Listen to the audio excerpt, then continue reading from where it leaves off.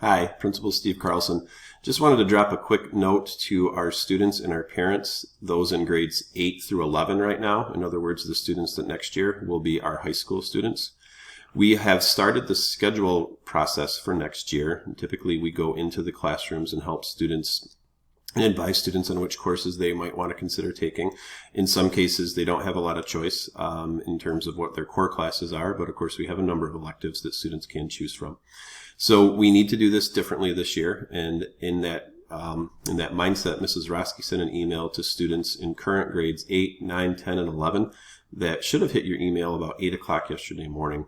And we've already got approximately 1/3 of our students responding to those, which we think is great. And we understand that this might be a process that requires some thought and some planning, and that might be why some additional ones haven't come in yet. So just a quick video to give students and their parents an idea of what that email from Mrs. Roski contains and how you might consider the information that we're giving you.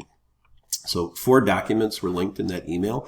The most important one is a Google form that the students will fill out called Course Selections, and that is where the students will tell us which courses they would like to be in next year.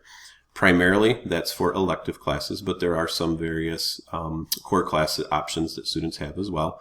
And we need students to fill that out so we know what it is they want to take next year. If students don't fill this form out or don't fill it out in a timely manner, we will give them a schedule that will meet their graduation requirement needs, but it might not have the specific electives that students are seeking. And if a student is interested in things like dual enrollment or online learning or Career Center even for our 11th and 12th grade students, we won't know that either. So very important that students fill this form out and get it to us. Another document that is in the email from Mrs. Roski was titled Course Scheduling Guidelines. This is a document we put together. It's different for 9th, 10th, 11th, and 12th graders because we're trying to give each grade level an idea of which courses they have as options for them. There are some courses that a senior could take, obviously, that a 9th grader couldn't take. So the SHS Course Scheduling Guidelines is a document that is meant to give some advice on what type of courses the students have available to them.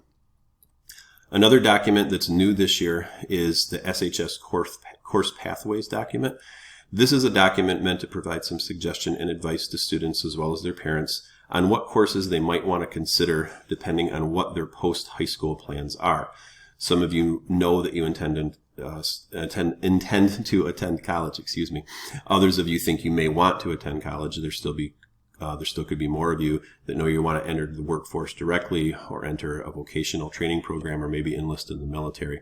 So what we try to do in the SHS Course Pathways document is give you some ideas of the types of courses you might want to consider based on what you think you want to do after high school.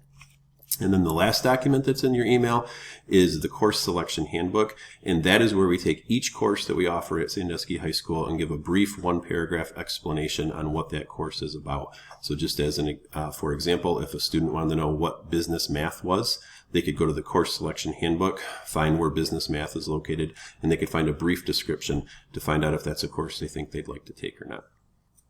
Now, ideally, we're going to get the course selections filled out in that Google form by students by this Friday, which is May 15th.